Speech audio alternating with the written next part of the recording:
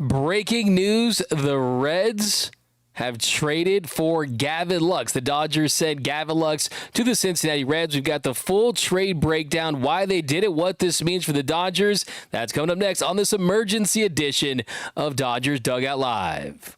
It's time for Dodger baseball.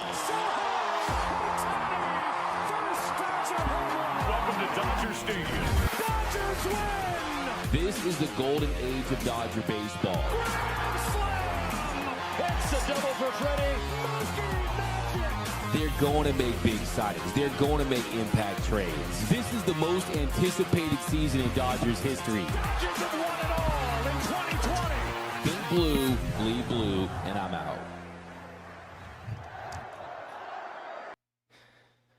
What is up, Dodgers Nation, and welcome to another episode of Dodgers Dugout Live, presented by dodgersnation.com. My name is Doug McKain, credentialed member of Dodgers Media. You can follow me on X and Instagram at DMAC_LA. If you haven't yet, be sure to subscribe to the #1 Dodgers podcast and show on YouTube. Hit the subscribe button, hit the notification bell, and if you really want to support the channel, hit that like button. So let's dive right into it.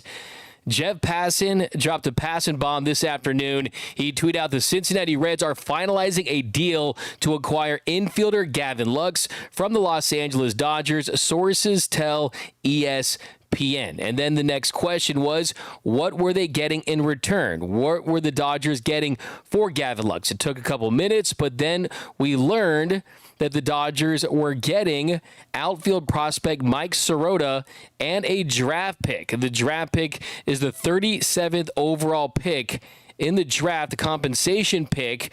So first, let's talk about the decision to trade Gavin Lux. And we talked about it on this morning's show that the Dodgers were shopping Gavin Lux and that the Mariners were interested. The Yankees were interested. A couple weeks ago, the Dodgers, I can tell you now, were definitely very heavily involved in trying to include Gavin Lux in a trade to the Yankees for Devin Williams. There were some moments there where it felt like a deal was going to materialize before he ultimately got traded to the Brewers, and then they were going to try to work some things out. They're trying to trade him to the Brewers, and then he ultimately goes to the Yankees. Devin Williams does, and they were trying to see if they could get either players that could help them on the big league roster, whether it be a reliever, or they were going to go the other route, and this was the other route, because there was a couple routes they could have gone with this. You could have gotten a player in return for a position of need, like they were trying to do when they were trying to trade Gavin Lux to the Brewers for Devin Williams before he was ultimately traded to the New York Yankees, or you could have tried to trade him for international bonus pool money. Of course, they're in hot pursuit of Roki Sasaki. That was most likely not going to happen. Or the third option, you could do something similar to what they did in the Michael Busch trade, right? You go and you try to replenish that farm system. You try to get prospects that you think you can develop that can help you win down the line. You can develop to trade them, and also draft pick compensation. Remember when they signed Shohei Ohtani last offseason, they had to give up a draft pick. So as Andrew Friedman always tells me, the system is designed for them to not have long-term success. And the reason for that is because their success leads to losing draft picks, leads to losing international bonus pool money, leads to losing certain advantages that you do have. And in this case, you get an outfield prospect in Mike Sirota, someone that they had drafted originally in 2021 and ultimately decided to go and play college baseball at Northeastern. And this is someone that is going to have the potential to play center field at the big league level. Looking at his baseball prospectus breakdown, it says about him from a couple years ago, Sirota's about as well-rounded of a hitter as you'll find in college baseball. The Northeastern outfielder possesses a rare combination of discipline, power, and hit ability that is hard to come by at the amateur level. Offensively, he lets the ball get deep in the zone, allowing him to stay back and drive the ball to all fields with authority. He rarely chases pitches out of the zone, drawing plenty of walks in the process.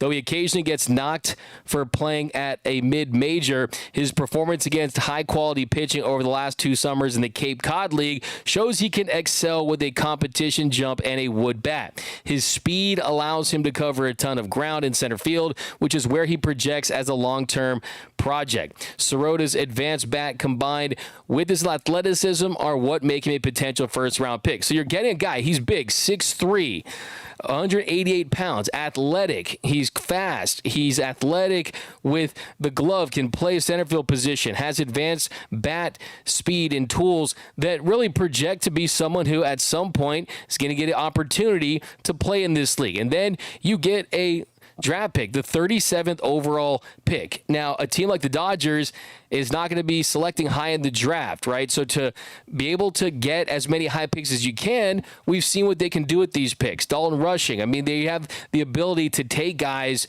that they have their eyes on and develop them into high-level prospects because of how awesome their development is. So I like this deal in the sense that if you weren't going to get the reliever, the high leverage guy that's still on your wish list, you tried to trade Lux for Devin Williams. That didn't work. So the question remains, can you include him in a deal to get another high leverage reliever out there? Well, clearly, if they did explore that, they were unable to. And on top of that, this could be an indication that they're confident that they're going to be able to sign Tanner Scott.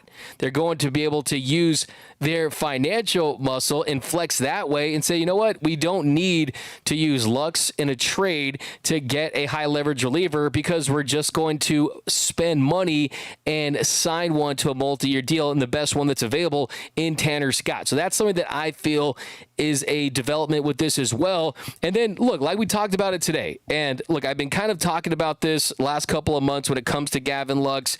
You guys know how I stand with Mookie Betts at shortstop, and the fact that, think about this scenario. If this year had started and Gavin Lux did not have a good start to the season, that he wasn't performing at the level that he did for the first couple months of last season when he was coming off the injury, where he was hitting under 200, where he was one of the bottom 10 least productive bats in the league, well, then you would have a unnecessary conflict on your hands if you're a Dodgers team that's trying to go back-to-back. The last thing the Dodgers want to do is enter the season and have to deal with a matter where you have to discuss what to do with Gavin Lux, whether that be optioning him, whether that be trading him, whether that be having Kim or Rojas or Kike take over full-time at second base. That's something you did not want to have to deal with. Now, could Gavin Lux had started the season and performed at an all-star level and looked like the guy that was hitting above 300 for his last 61 games, someone who had a weighted runs created plus over 150 in his last 61 games, someone that really had turned the corner and got red hot. He did start to cool off down there towards the end of the regular season and the postseason, but he did get red hot. And even though in the postseason he wasn't lights out, electric at the plate, right? That's not what he was. He wasn't raking throughout like he was after the All-Star break, but still he was dependable. He was in the lineup. You did see him platooned at times. Of course, he did have a minor injury there in the postseason. If you look at his numbers overall in October, he ended up hitting 176 in 12 games, was 6 for 34, had 1 home run and 1 double in that stretch. And the truth is that with Gavin Lux next season, I think if I'm Gavin Lux, I feel pretty excited about this opportunity. I feel pretty excited about the fact that you're in a spot where they have already made it clear that the Reds are going to use him. There was some talk that maybe you would see him in another trade or something like that would change down the line, but that's clearly not the case. And if you are Gavin Lux, you're going to get that opportunity to play in Cincinnati to see if you can really get that runway that you need that's not on a team that has all the pressure in the world like the Los Angeles Dodgers, a team that is going to give you a chance to be that everyday player. I think this works for Gavin Lux. I think this works for the Dodgers because let's be honest, once you signed Kim, what I was told when I was driving home from the studio today was that the Dodgers had gotten even more aggressive in the way they were shopping Gavin Lux this afternoon. And I was told that Kim was not acquired to not play, right? He was not acquired to not play.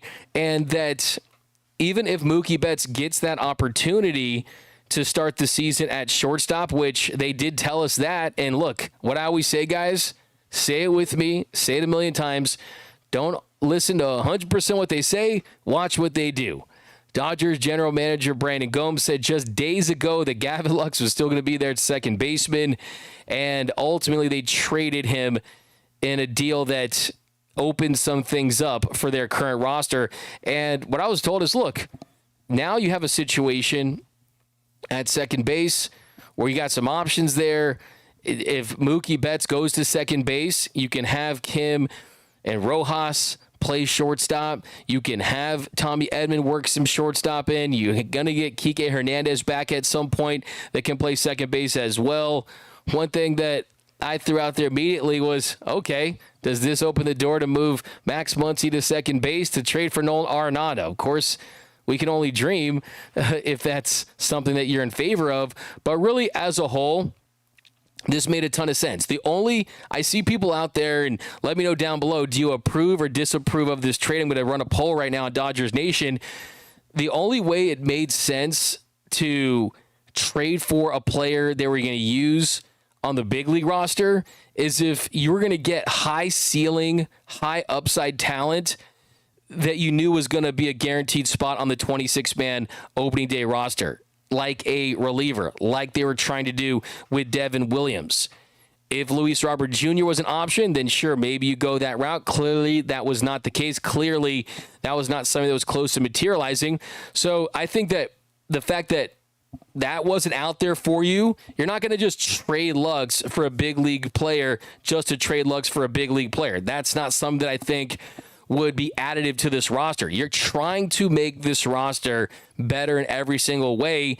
And I think that for clearing out the picture, now it takes away a player that was blocking other players at that position. It takes away a player that was log jamming a player at that position. And look, I've said it before, I say it again, and I know Andrew Friedman told me they're going to give Mookie Betts every chance to play shortstop for an entire season. Look, you need to have the option of having Mookie at second base. And whatever has to happen to make that happen, I think is what's best for this team right now. Mookie Betts being healthy, productive at the plate, that is what he brings to the table at this point in his career. You don't need Mookie to be a gem of a shortstop to provide value. All Mookie Betts has to do is be Mookie Betts, and that's one of the more dynamic hitters on the planet. Now, I see people out there, Lux was a bust and this and that because he was the former Baseball America #1 prospect. And look, sure, he didn't live up to the hype as a #1 prospect in baseball, but still, I mean, I still think that he can be a everyday player in Major League Baseball in 2025 and moving forward. He's still under 2 more years of team control. You're looking at a guy that is going to get around 3-4 million tops in his second to last year of arbitration. And I think that what Gavin Lux has lacked in his career to truly see what his full potential is let's get him in a full season where he's going to play every single game at one position and be healthy for a team that doesn't have as much pressure on them as the Los Angeles Dodgers, because Lux is a player that a lot of his success is predicated on what's in between the ears, right? On how confident he is. And I think that anytime he was on the Dodgers, it was always a matter of, okay, I'm every at bat, every time I'm at the plate, it's about preserving my role on that team. And I think that now he has the flexibility and the runway to fail a little bit, to have a little bit of a cushion, because you don't have as much pressure on you in an organization like the Cincinnati Reds. So like I said, I think it's good for both parties. I think if you're the Dodgers, and like I said earlier, kind of my big point on the morning show today was the only way the Dodgers will allow you to take up one position and not really be flexible for the most part is if you're great, right, at the plate, and you've proven that. I mean, Will Smith, a catcher, all-star, plays a premium position. Freddie, first baseman, MVP hitter. Teoscar Hernandez, they re-signed him to play right field, right? If you are going to stay at one position, you better rake. And I think at this point for the Dodgers, they didn't love the lack of flexibility because he's someone that played a couple of games here and there at third base. The shortstop position was never going to work out for him because of the throwing issues, and they didn't want to have to go through that again. They tried him out in the outfield. That did not work. So really, it wasn't going to work long term. It was not. The writing was on the wall for Gavin Lux. Didn't work out as a shortstop. Didn't work out as an outfielder. They did play him a couple times, 35 innings at third base, but that wasn't going to be his move. It was second base or bust for Gavin Lux, and now he's a Cincinnati Red, and it's going to be very interesting to see how the rest of this roster plays out. But welcome to an emergency episode of Dodgers Dugout Live here, 4:05 in the afternoon in the Pacific Standard Time. And of course, his organization always going to keep it interesting. We got Josh Baker, 40-man spot for Roki or Scott LFG. That was just going to talk about that in a second here. The fact that you are going to need roster spots too, right? You're going to bring back Clayton Kershaw at some point. He'll probably go to the 60-day IL,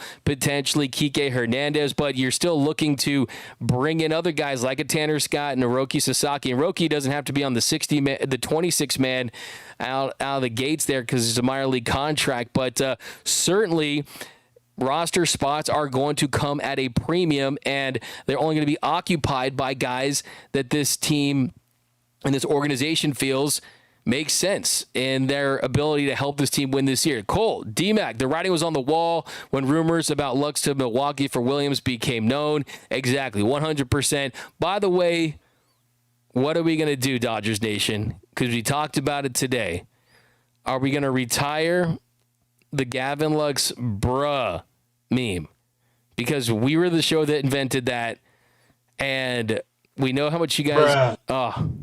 There he is again. Who are we going to get to do it, man?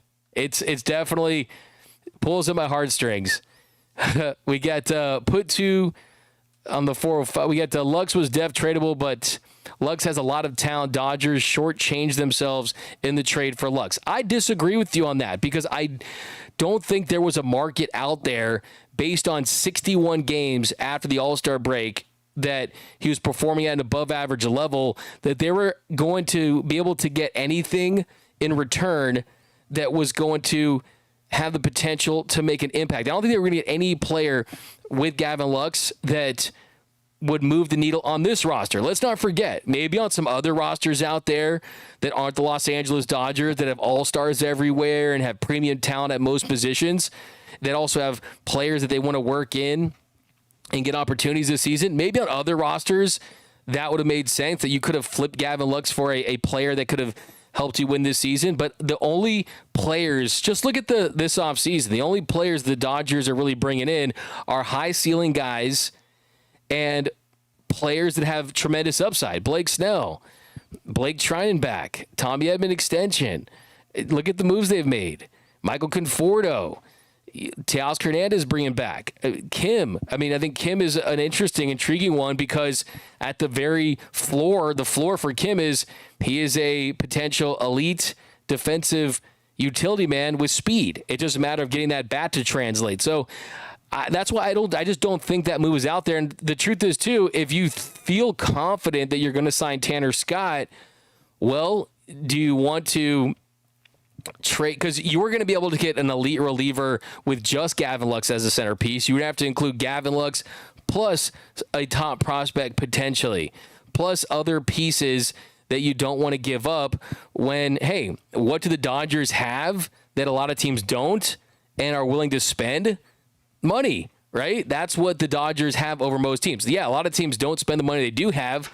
The Dodgers do that, but they also are making a ton of money, and that's why I think that the Tanner Scott, I feel more confident today than I did yesterday. The Dodgers will ultimately trade for Tanner Scott. We got some more comments down below. We got Jose here. What up, Jose?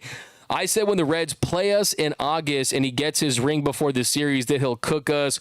Read slowly so you can understand that bum, quote unquote, tied game 5 while you were on the couch, bro. Oh, we got a little argument. Okay, guys, keep it friendly here. Yeah, look, I mean, that's why I think this is a good situation for all parties involved. Gavin Lux gets that game-tying sacrifice fly in game 5, did a nice job keeping it off the ground, kept it in the air, it was a good at-bat, and he goes out without any type of, he was optioned. He didn't end his season in the minor leagues. Look, Gavin Lux was very close to being optioned this season. Gavin Lux overcame a lot just to have any kind of role for this team. Give him credit for embracing being a above average defensive second baseman. Give him credit for, at the All-Star break, going and meeting with his uncle Augie, the baseball coach, and looking at video of his best swings and swinging harder and being more aggressive and having that pay dividends after the All-Star break.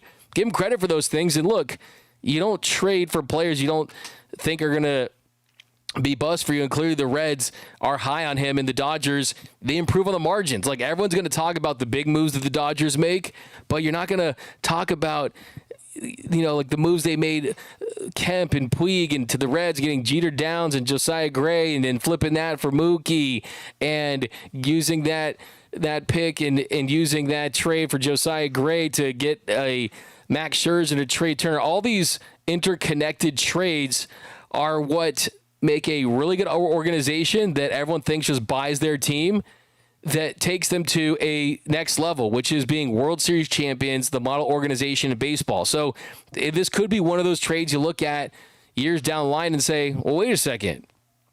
What happened to the Gavin Lux trade? Oh, that's right.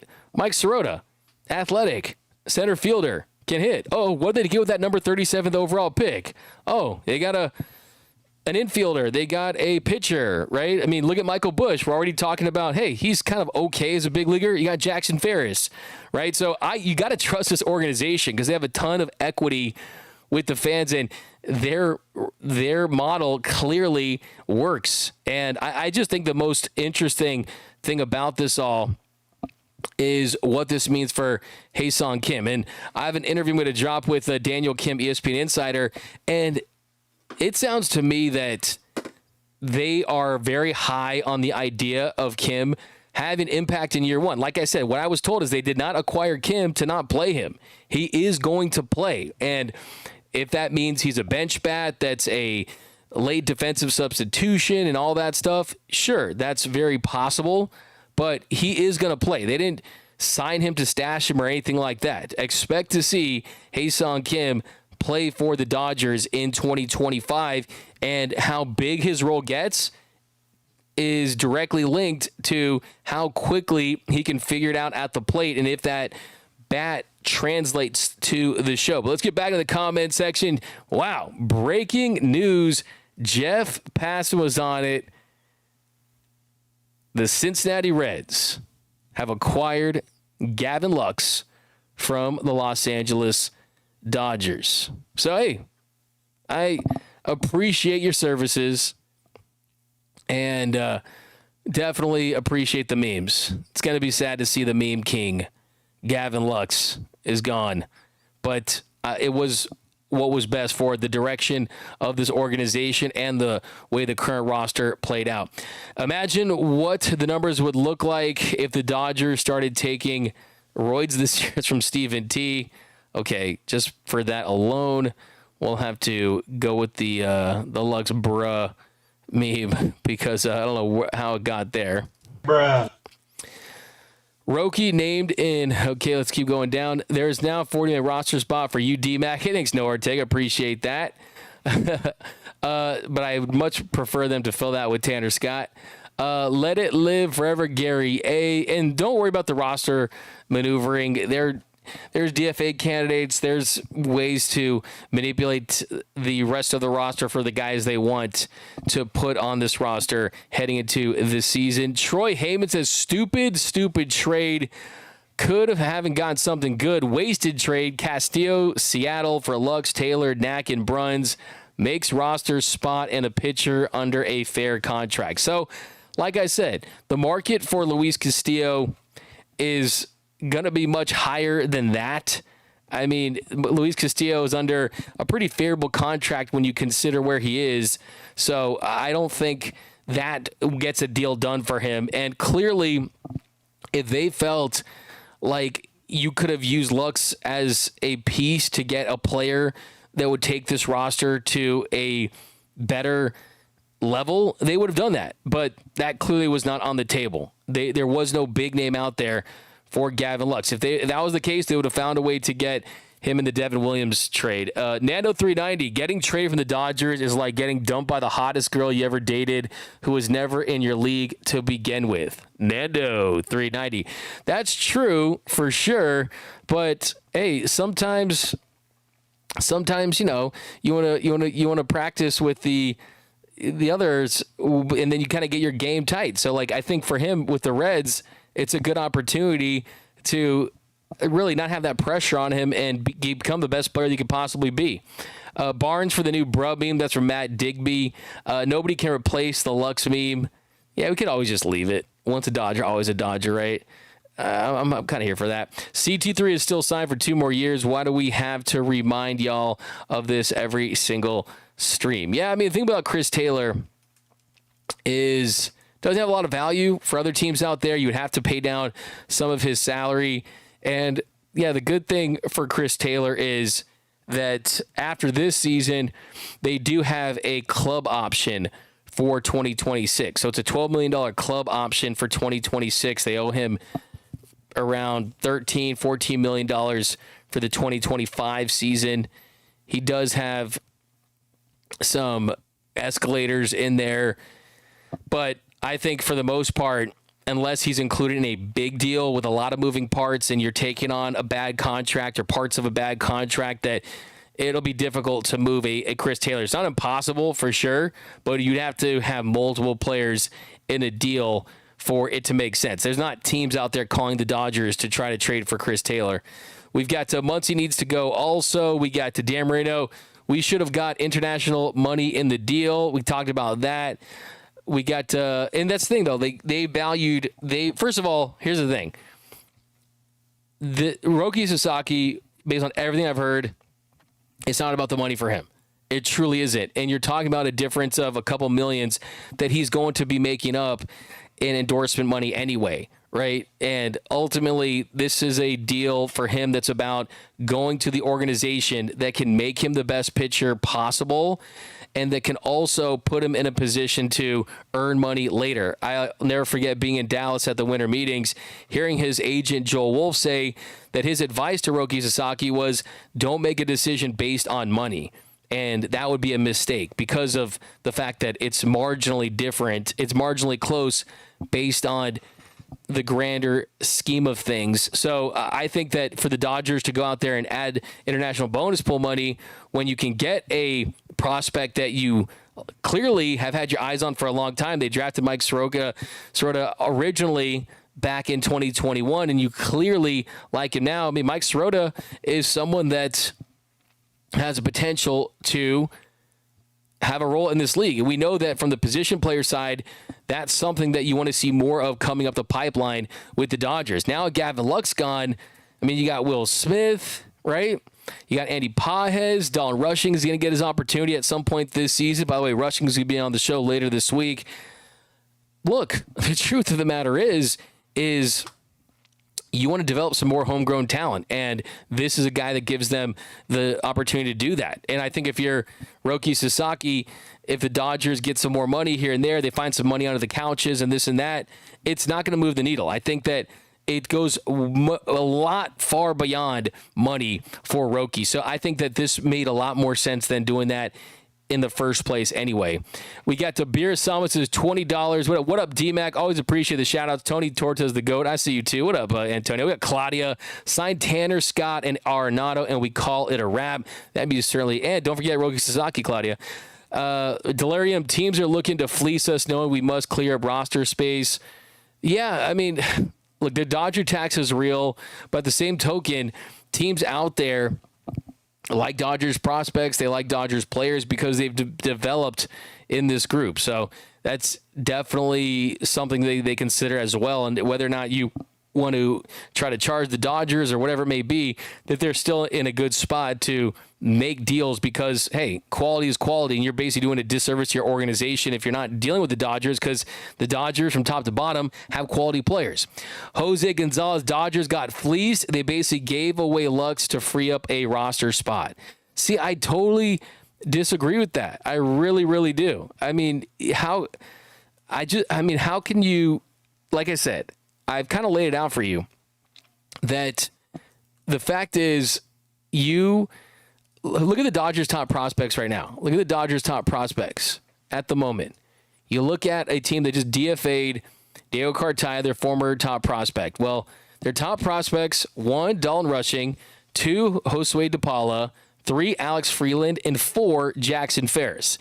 Their number 1 pitching prospect in the organization is a guy they acquired in a trade that included a Michael Busch, who many believed was going to turn out to be at a loss, that the Dodgers would regret trading Michael Busch because they thought Michael Busch was going to absolutely rake at this level. Look, Busch has been a really solid player. I mean, last season, almost a 3-WAR player, hit 21 home runs, 248 batting average, was 118 OPS plus. So those are really good numbers. If Gavin Lux do that for an entire season, you would love that for Lux. I mean, Lux last year, the bad, the good, everything in between, he ended up being a league average player on the dot. He had a 100 weighted runs created plus.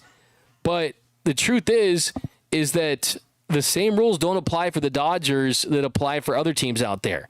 Michael Busch, Gavin Lux, all these guys that could find spots on other rosters, yeah, you would regret not getting big league talent in return for them. But when you're the Dodgers, it's different because you can acquire your players through free agency, through other trades, and you're looking to get the best possible player that you can at every single position, essentially.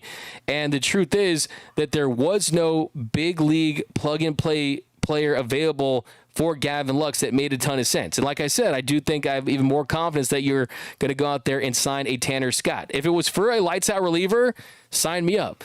But if it was for any other position player, it wouldn't make a ton of sense. Because, look, a team that's rebuilding, Gavin Lux is under 2 more years of team control. It's not like he has 6 more years or anything like that. I mean, he's still in his later stages of arbitration. What up, Robert Prado? We got Hee-Song Kim. Thank you so much, Nan Pavas.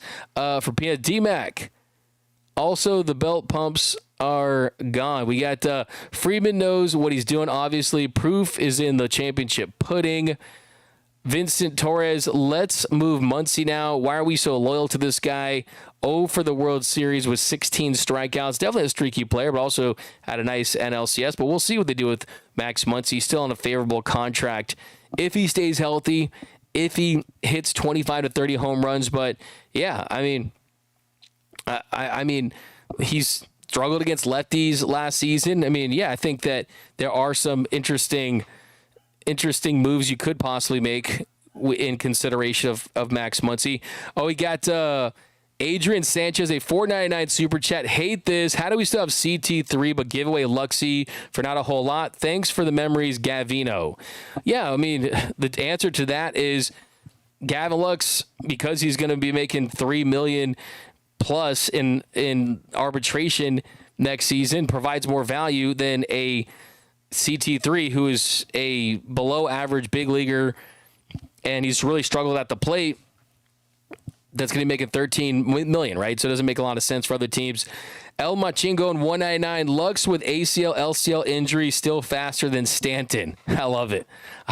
Hey, that's the thing about Lux. He honestly is a... I'll give you a bruh for that one. Bruh. We do all bruhs today to celebrate the great Gavin Lux's time with the Dodgers. Keep the Lux for bruh. Okay, D-Mac, Edwin. So, yeah, let's have a vote. Should we keep the Lux, or do I need a new bruh? Bruh, my bro Gavin Lux is gone. MJ Sports Card. Sad to see Lux go, but had to move someone. JR, they could have gotten more with Outman and Lux, I think. Alex Renteria. Kim hits a lot of ground balls. He does. Lux had all the opportunity in the world. They gave him years to prove his worth. He failed. Time to move on and quit defending. Yeah, look, that's another thing too. I think that you can make the case that you're trading him on a high. You're trading him when his stock isn't rock bottom like it was through the first part of last season. Alex Renteria in the chat. We have Scott, a shortstop. We have Julian Dewberry. What's up, Julian Dewberry? South Pasadena Tiger Day One. Somehow Austin Barnes survives. Hey, Austin Barnes, a good backup catcher. Still the heartbeat of that clubhouse. Austin Barnes is a great guy to have around, and as long as Kershaw's on this team, he's going to have a job in this organization. That's for sure. Go Blue _IE. Jim Button reporting that Lux may get flipped to the Yankees. I say consider the source on that one because I've heard he's not going to get flipped to the Yankees. Ricky Chone, Lux had a couple of good seasons in LA and still has a couple more good seasons to go. Thanks for his time, commitment, and dedication and contributions to this team. Wish him well and the best in 2025. Yeah, I think my favorite Gavin Lux moment, you guys remember when he ran into the wall? He ran into the wall, and the next day he got injured. He goes into the wall, and the next day after he collided into the wall, the Dodgers players, they made a cutout with tape, and then they all paid their respects to Gavin Lux before the game. That was pretty awesome. That was a great moment. Showed you how much he was loved by his teammates. There you go. Check that out. You got the Gavin Lux experience out in the outfield was definitely an experience, to say the least. But some more super chats here. We got now the Dodgers need to trade CT3 and bring back Kike. Look, I would not worry too much about Kike and not being back.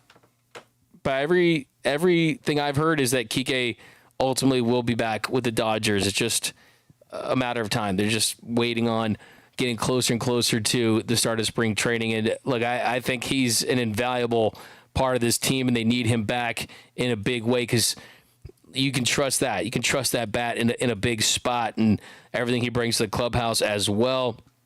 Some more comments down below, guys.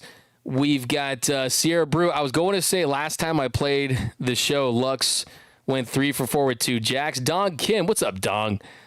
D-Mac, do you think the Padres family ownership drama will help Dodgers land Roki? I mean, I will say I did read that. It was long, and I think that what I've learned when it comes to players making decisions about where they're ultimately going to sign and all the work that these agents do behind the scenes is every single thing matters.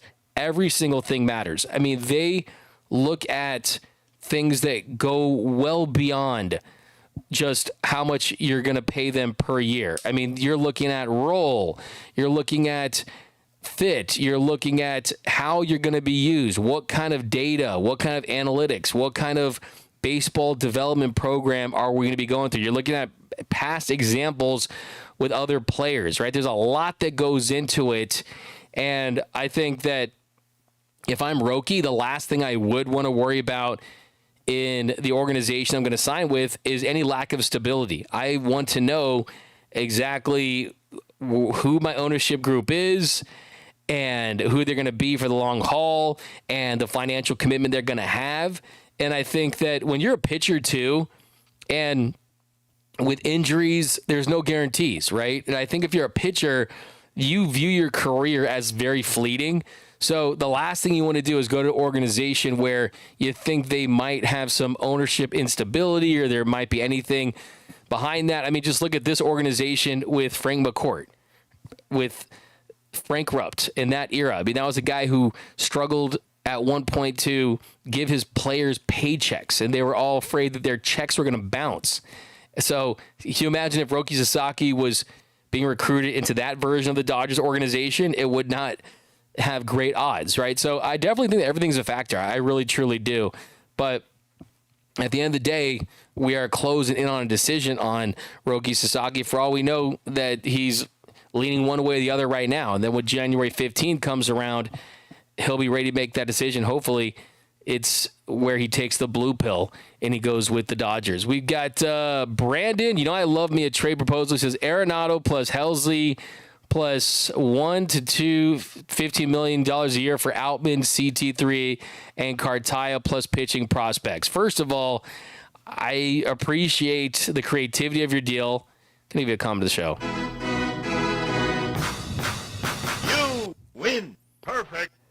Yeah, I mean, with the Cardinals, it's about, do they shake hands with the enemy, right? Do they do a deal with the Dodgers? And I think that if they have any interest in Nolan Arenado, who is back to playing elite defense at third base, if they have any interest at all whatsoever, the fact that the Dodgers would be his dream organization to go and he has a no trade clause, that really gives him a lot of leverage, and the Dodgers, quite frankly, too, if they wanted to find some type of deal. So I think that if that was a complicated deal, you would probably see more pitchers, more players. And look, we heard John Den, the MLB.com insiders on the show, he threw out the name Bobby Miller. So Andy isn't done. Run it back from Doug Slayton. We got this trade was stupid from James Bostrom. Deluxe from A.M. Sanchez. Great return from Michael Bush. Lots of casuals in the chat. No, man, these guys know what's up. This is why this show, like I said, guys, it's not echo chambers, your show. I'm just hosting. You guys are free to have your opinions on all things Dodger baseball, and we'll have debates at times. That's how it is on this show. CT3 trade bait. We got flat_live. Needed to get rid of him. Gabriel Hemmer signed Spencer Turnbull for cheap. We've got Mr. Marty Mart. Dynasty building hurts, guys. Get over it. Keep sipping your opponent's tears on the way back to a back-to-back World Series. Yeah, look, I mean, that's a great point in the sense that you're going to make some uncomfortable. Look, Walker Buehler's gone, and he's saying today he wants to retire as a Red Sox, right? Things change very fast. Baseball comes at you quick. $4.99 super chat from Adrian Gonzalez. Now the Dodgers need to trade CT3 and bring Kike back. Scroll down, you guys light it up here on the chat. Ricky Vasquez, $1.99 USD super chat. Appreciate you, my man. Kike's pelvic bump should be the new bruh. Hey, man. I like that. We could get remember, it's not the high five. Bruh. It's the low four for the belt bump right there. But yeah, we got Dodgers put Lux's head on his stick. Are you not entertained, Dodgers fan? Come on, Michael B. Friedman, we got I don't know. Roki isn't going to the Padres. That's all stupid insider bosh. We got Claudia. Exactly. You got to know who you're getting in bed with. We've got you guys are going crazy down below. We got a couple more here, guys. Jay Silva, at least Gavin will be closer to his home in Wisconsin. Kenosha Kid, you got Kenosha, Wisconsin Day. Robert Morris, Dodgers did not sign Kim to sit him. Exactly, and that's what I've been told as well. El Michingon, hey, D-Mac, now the Dodgers re-signed Teo. Who does the Super Chat funds go to now? Great question, because all those Super Chat funds did go to the Teo extension. Right now, look, I know it said that Roki's not going to make his decision purely on monetary reasons, but we will at the moment go let's throw it all to the Tanner Scott fund. He wants a fourth year. He wants $80 million. It's all going to Tanner Scott. D-Mac, player memes you make gets traded. Oh, man, that's a good point. That's a good point. We did the Miguel Vargas one. He got traded. We did the Gavin Lux one. He got traded. Yeah, don't want to be on a bruh. We got Mr. Class says no more bruh for D-Mac. Well, look, we're going to find a solution to it. Okay. Just get a rep 23. Got MJ in the profile pic. D-Mac, love the show. Taylor has got to go. I can't imagine him playing out the rest of his contract. Like I said, they're not going to DFA Chris Taylor and eat that money left on his contract. He does, like I said, have a club option for the following season, but technically they only owe him for one more year. That's in 2025. And the only way I see you don't need Chris Taylor and Kike Hernandez. Let's just be frank about that, right? They both are versatile. They both can play the infield and the outfield. With the addition of Kim, you brought back Miguel Rojas. You picked up that option. So you don't need both of them. So look, if there's a bigger deal, if there's a team that's willing to meet him halfway potentially. Chris Taylor really struggled last season. Like he didn't really struggle. Like Chris Taylor was legitimately one of the least productive players in Major League Baseball last season. So, I mean, you look at Chris Taylor's numbers in 2024. I mean, he was 26% below league average. He hit 202, hit 4 home runs. I mean, that was down significantly from 2023, where he was a slightly above league average player. He had 15 home runs. So, yeah, he only played 87 games too. So the injury bug kind of getting up 33, 34, you're starting to see some wear and tear there. That's certainly a factor as well. But it'll be tough to move Chris Taylor. It really would. And you would have to get creative to do it. Take on some of that money. Find a way to absorb a contract that another team doesn't like, and you kind of meet in between, something in that standpoint. So it's not impossible, but it's complicated. BC Taylor is no team would take him on. Not an MLB level player. Anyone who pretends he is just delusional. We kind of keep it 100 on this show. Elma Chingon says hashtag Tanner Scott Fund. I like it. Respect it. We got. Peace out. Love the move. Lux is below average, and the reason Mookie had to come to shortstop. Yeah, that's the number one thing. And by the way, Empire Jeff TV, how's it going? I got your DM. I'll definitely go on your show at some point. But that's the thing I love about this. Number one is that it doesn't lock Mookie Betts into shortstop if they're fully invested in him playing there full term. If that is what their intentions are, this gives you a fallback option to say Mookie can play short, Mookie can play second, Mookie can play short some days and play second some days. But the fact that Gavin Lux couldn't play any other position, that's why we kind of always felt like this was something that was very possible. And the minute that Mookie Betts was moved back to shortstop, this is the first thought that popped into my head. But we're going to continue to break this one down tomorrow. We'll do a couple walk-off shots. Robert Perez, boy, these are good problems. We are so stacked. What other team and fan bases argue about releasing talent like Lux? Yeah, those are champagne problems for sure.